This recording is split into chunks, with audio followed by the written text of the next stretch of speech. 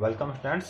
आज के इस वीडियो में हम एनसीईआरटी 9th मैथ्स का चैप्टर 7 में एक्सरसाइज 7.4 डिस्कस करने वाले हैं। एक्सरसाइज को स्टार्ट करने से पहले ट्रायंगल की इनइक्वालिटीज के ऊपर बेस्ड कुछ थ्योरम्स हैं, उन थ्योरम्स को हम वन बाय वन डिस्कस करते हैं।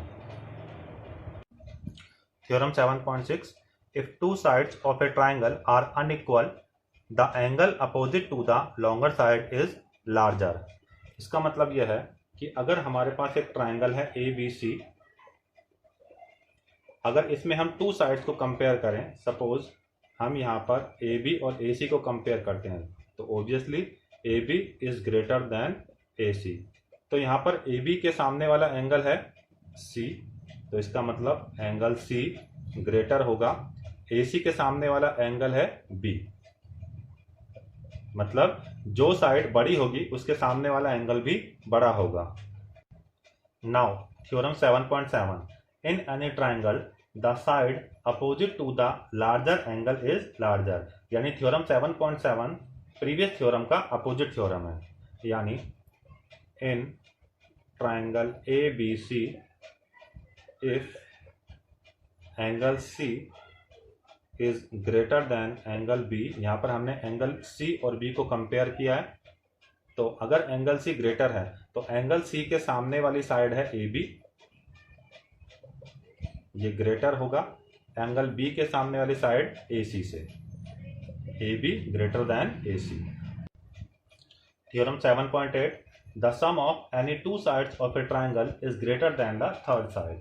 मीन्स अगर यहाँ पे हम ट्राइंगल की एनी टू साइड्स का सम करें, यानी अगर हम ए बी और ए सी को ऐड करेंगे तो डेफिनेटली वो बी सी से ग्रेटर होगा, या फिर अगर हम ए बी और बी सी को ऐड करेंगे तो ये ए सी से ग्रेटर होगा। अगर हम ए सी और बी सी को ऐड करेंगे तो ये ए बी से ग्रेटर होगा। मतलब अगर किसी भी टू साइड्स का सम करेंगे तो वो थर्ड साइड से ग्रेटर होगा। Exercise 7.4, question number 1, show that in A right angle triangle the hypotenuse is the longest side. तो यहाँ पर हमने एक राइट ट्राइंगल बनाया, इस राइट ट्राइंगल में हाइपोटेनस है ए सी, तो यहाँ पर हमें ए सी को बी सी से और ए सी को ए बी से ग्रेटर प्रूव करना है। Let us consider a right triangle A B C in which angle B is equal to 90 degree. Therefore, angle A plus angle B plus angle C is equal to 180 degree. Angle sum property of triangle. Angle A B के place पे put किया 90 degree plus angle C is equal to 180 degree. Angle A plus angle C is equal to 90 degree, या फिर हम ये कह सकते हैं कि angle B is equal to angle A plus angle C। ये एंगल 90 डिग्री का है, इसका मतलब इन दोनों का सम 90 डिग्री मिलेगा, या ये दोनों एंगल B के इक्वल होंगे। और हम यहाँ पर ये कह सकते हैं कि जो एंगल B है वो एंगल A से ग्रेटर है and angle B angle C से भी ग्रेटर है। तो यहाँ पे अगर हम B और A को कंपेयर करें तो एंगल B के सामने वाली साइड है AC, ग्रेटर होगा एंगल A के अपोजिट वाली साइड है BC। एंड अब यहाँ पर एंगल B और C को कंपेयर किया है तो एंगल B के सामने वाली साइड है AC, greater than angle C के सामने वाली साइड है AB। इसका मतलब AC BC से भी ग्रेटर है और AC AB से भी ग्रेटर है। It means AC is the longer side of triangle ABC, but AC is the hypotenuse of right triangle ABC। तो हम यहाँ पर ये कह सकते हैं thus the hypotenuse is the longest side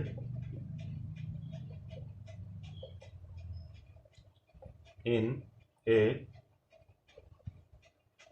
right angled triangle। Question number two में given है हमारे पास एक ट्राइंगल है ABC, इसमें साइड AB को पॉइंट P तक एक्सटेंड किया है और साइड AC को पॉइंट Q तक एक्सटेंड किया है। एक्सटेंड करने पर हमारे सामने एक एंगल आया PBC और यहाँ पर एक एंगल आया QCB। इन दोनों में रिलेशन यह है कि angle PBC less than angle QCB। तो हमें यहाँ पर ये शो करना है AC side is greater then AB side. Start करते हैं क्वेश्चन का सॉल्यूशन। इन ट्राइंगल ABC अगर हम ध्यान से देखें तो ये दोनों angle linear pair of angle create कर रहे हैं, तो इन दोनों एंगल का सम 180 डिग्री होगा। एंगल ABC प्लस ये एंगल है PBC is equal to 180 degree linear pair of angle. तो यहां से हमारे पास एंगल PBC की वैल्यू आएगी 180 डिग्री माइनस एंगल ABC। इसको हमने इक्वेशन नंबर 1 से डिनोट कर लिया। ऑल्सो अगर हम इस डायग्राम को ध्यान से देखें तो second linear pair of angle यहाँ पर बन रहा है, यानी इन दोनों एंगल का सम 180 डिग्री होगा। Angle ACB plus angle QCB is equal to 180 degree linear pair of angle. तो यहाँ से हमारे पास एंगल QCB की वैल्यू आएगी 180 डिग्री माइनस एंगल ACB। इसको इक्वेशन नंबर 2 से डिनोट कर लिया।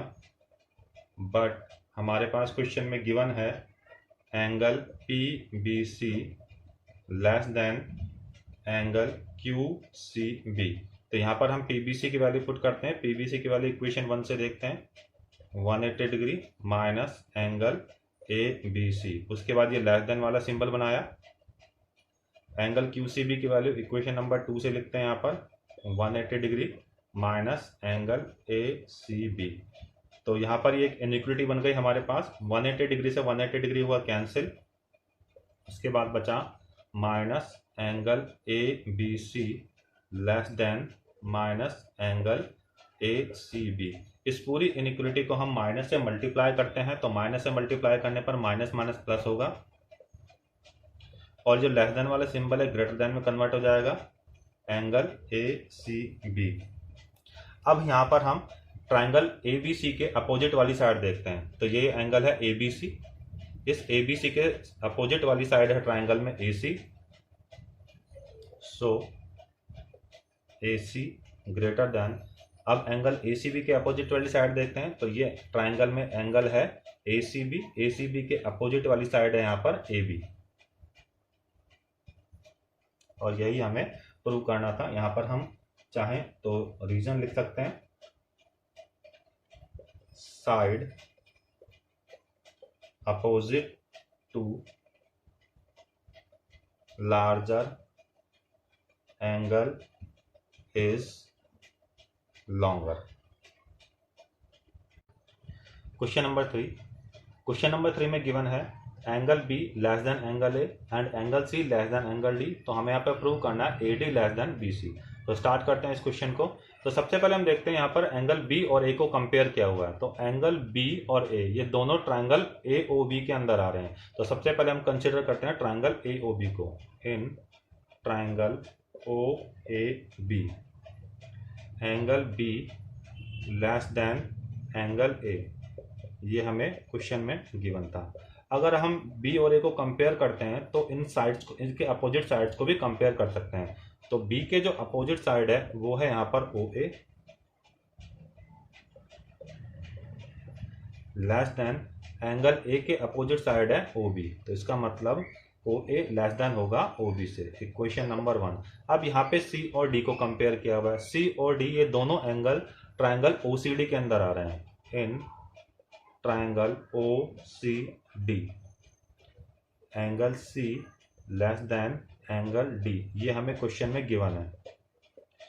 तो अगर यहाँ पर एंगल को कंपेयर किया हुआ है तो हम यहाँ पर साइड को कंपेयर कर सकते हैं।